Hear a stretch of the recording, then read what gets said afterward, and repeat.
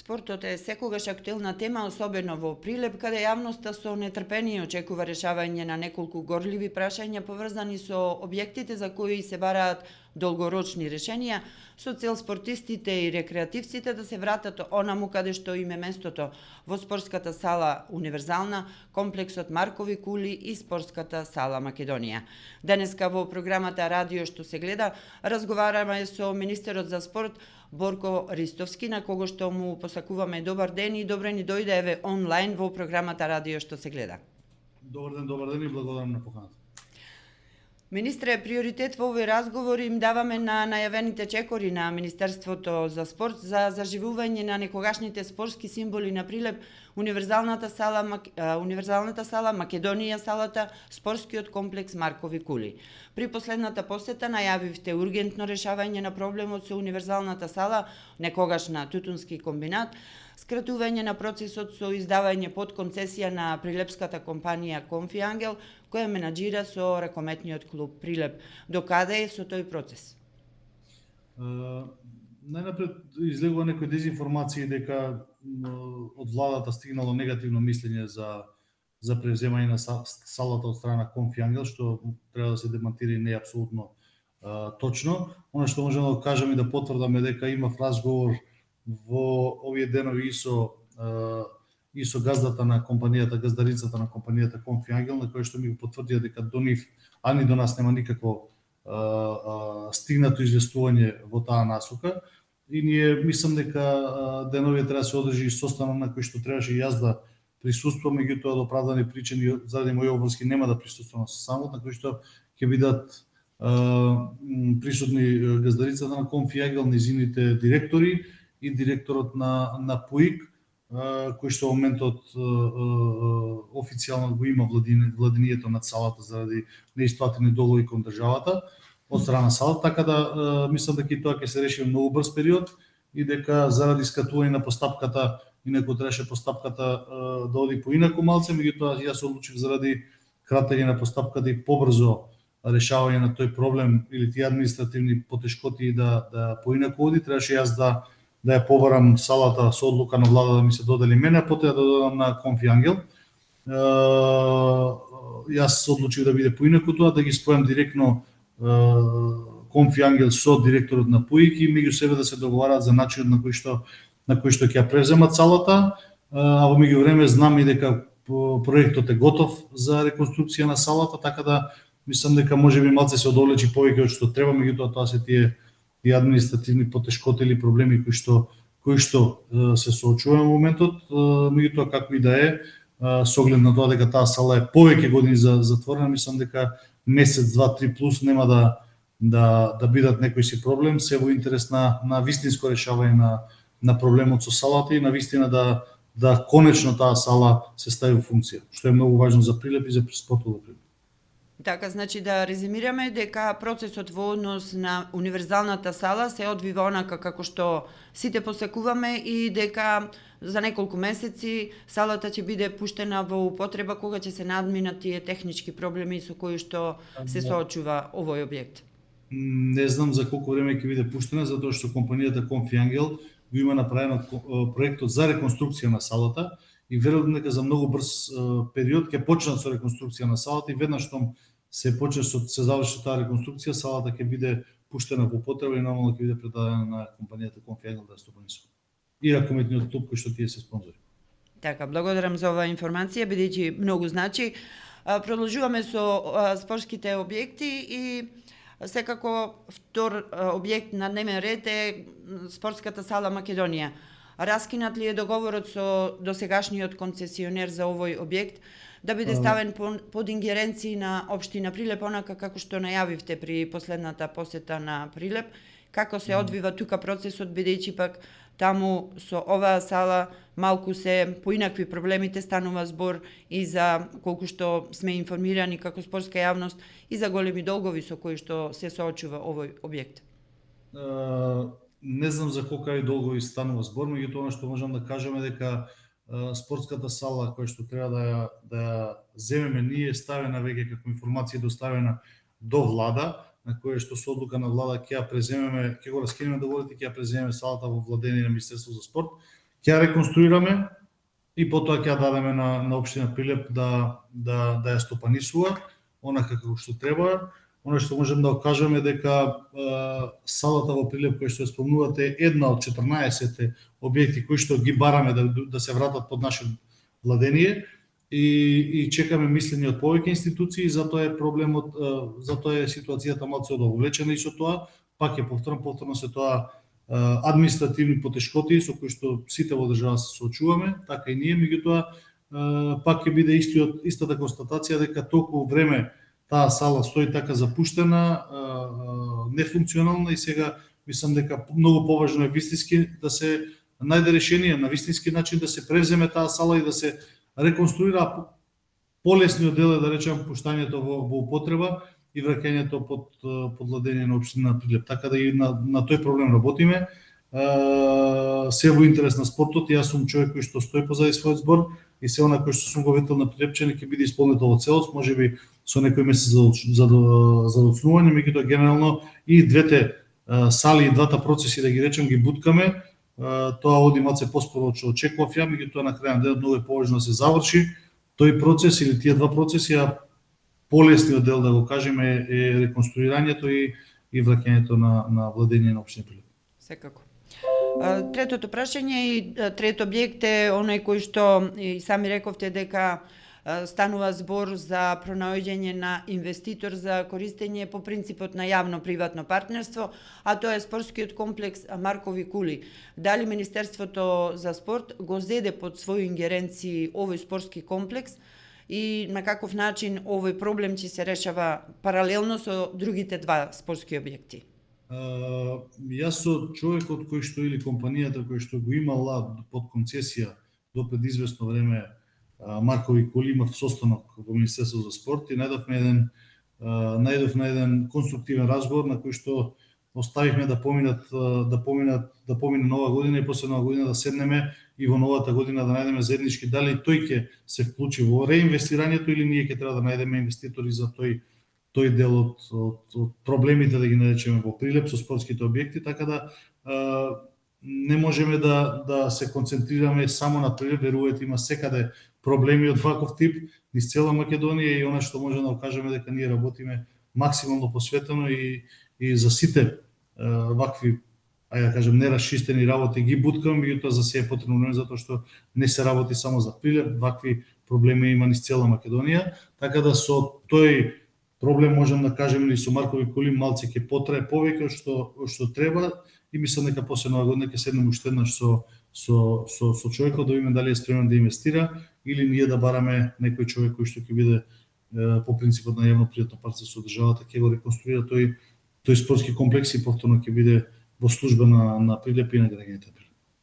Да, станува збор за сложени процеси кои што пред се административни, а потоа и одредено финансирање кое што е потребно или инвестиции во спортските објекти, а за тоа секако е потребно време. Да се надеваме дека ова година барем еден од тие спортски комплекси ќе биде ставен во употреба за спортската јавност во Прилеп и за Македонија, бидејќи навистина тоа се спортски символи за Прилеп и за Македонија. Продолжуваме со останатите прашања кои што се актуелни пред се за Прилеп, тоа е состојбите со фудбалскиот клуб Победа, каде што секогаш е свртено и вниманието. Кои се вашите релации со овој клуб? Имате ли увид во најновите случувања со клубот, со оглед на тоа дека избран нов менаџмент и каква е состојбата со стадионот, бидејќи градскиот стадион Гоце Делчев исто така е еден од објектите кои што заслужуваат посебно внимание кога станува збор за спортска инфраструктура? Кажавте вие, значи знам за информацијата дека Прилеп има нови собственици, тие веќе побараа состанок во Министерството за спорт и мислам дека во текот на крајот на наредната недела ќе оствариме и состанок да ги видам нивните амбиции, на што се спремни тие да инвестираат, како ние можеме да бидеме партнер и да помогнеме во се она што тие се спремни да го направат за Прилеп и за својот град. Тоа е тоа што можеме да го кажеме од наша страна и секогаш сме тука за помош. Државата е партнер на сите оние кои што вистински сака да учествува во нормално функционирање на еден спортски клуб, а што се однесува до стадионот, мислам дека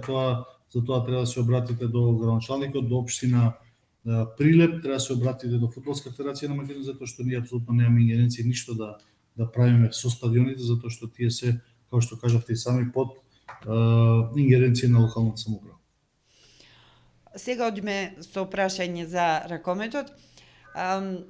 Кои се конкретните чекори што Министерството ќе ги презиме за дополнителен развој на ракометот како спорт број 1 во Македонија, или што значи кога еден спорт во државата е со тој епитет? Дали се планираат конкретни чекори за развој на ракометот во смисла на развој на овој спорт за младите категории, или пак дополнителни вложувања во спортска инфраструктура, дополнителна помош за клубовите кои што се во моментов активни, како се планира да се поттикне дополнителен развој на ракометот во државата? Видите, Министерство за спорт не може да прави планови за развој на нити еден спорт. Ние сме тука и постоиме само за да создадеме услови за што е можно повеќе клубови, што е можно повеќе дечиња да имаат каде да тренираат, да ги реконструираме салите, да финансираме федерациите, да ги финансираме клубовите. Меѓутоа, развојот на ракометот останува директно и индиректно на клубовите и на федерацијата, како ќе се развиваат. Ние дополнително финансираме и затоа го прогласивме ракометот за спорт број 1 или национален спорт во Македонија, и во поделбите на оние субвенции од државата, ракометот зема од 1% поголем од сите останати спортови, затоа што според нас и според мене е најуспешниот спорт во Македонија. Тоа го докажуваат резултатите, сите младински, кадетски, репрезентации се пласираат на големи надпреварувања, додека не е тоа случај со другите групни спортови, да ги наречеме, и тука е таа разлика во квалитет, да го речем. Она што можам да го потврдам уште еднаш е дека ние одиме по патот да создадеме услови за да може да има развиток на тој спорт, а се останато е, пак ќе повторам, останува и на самите клубови, како ќе работат, и на школите ракометни во конкретниот случај, и на крајен денот на федерацијата. Кога сме кај финансиите и инвестирањето,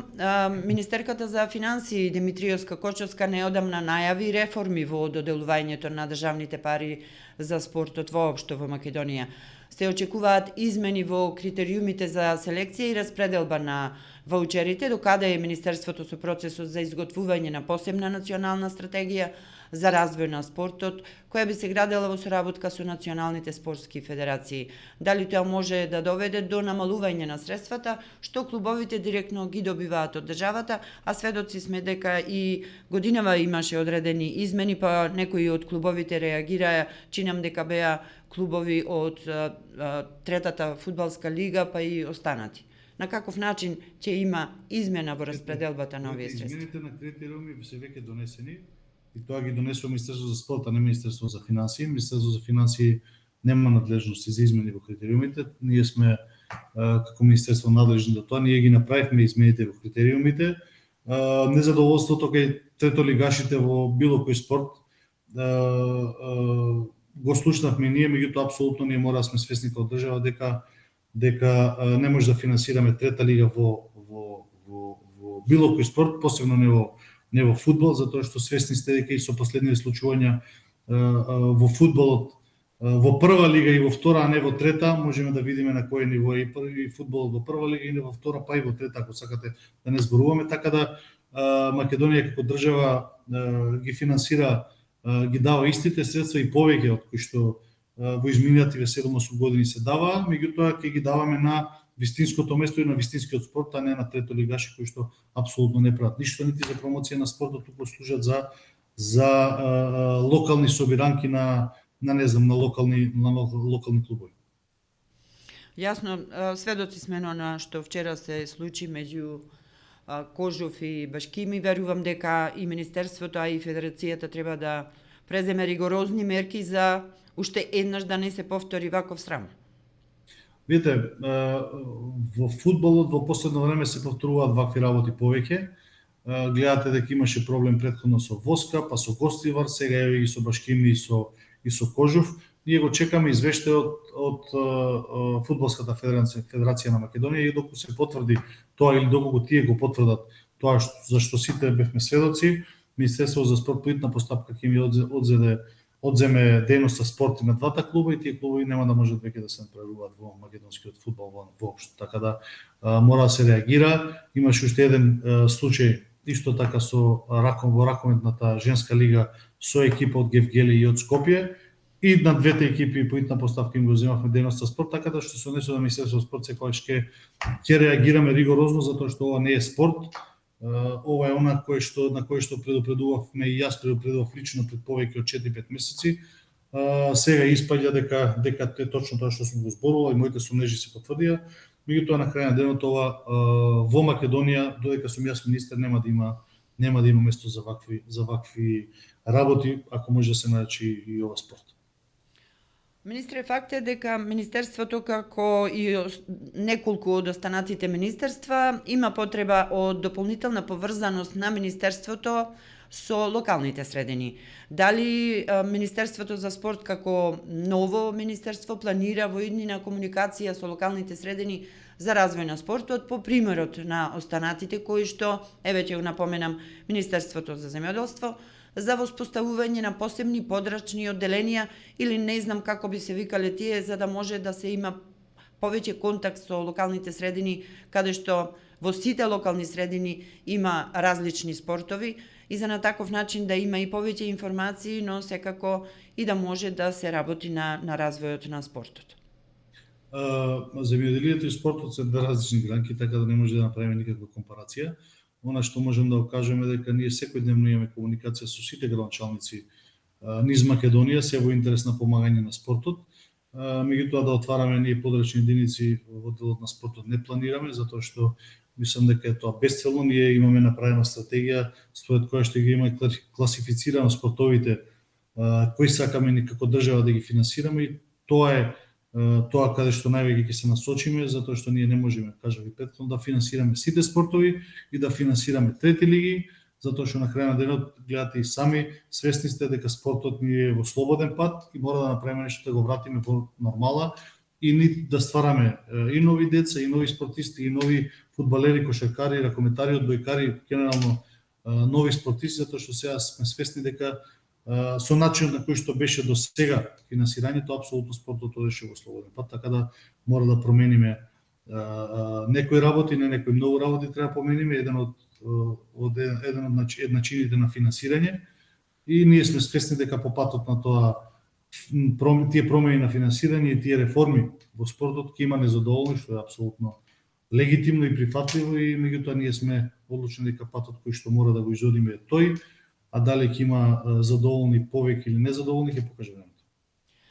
И последното прашање, но не и неважно, секако едно од најважните, е за ракометот. Македонската репрезентација за 2 дена се среќава со Естонија, наредната недела следи завршниот дуел со Литванија во Скопје. Кои се вашите очекувања? Јас сум сигурна дека со нетрпение очекувате овие два дуели како ќе завршат. Кои се вашите согледувања? Мислам дека не очекуваат два доста интересни надпревари.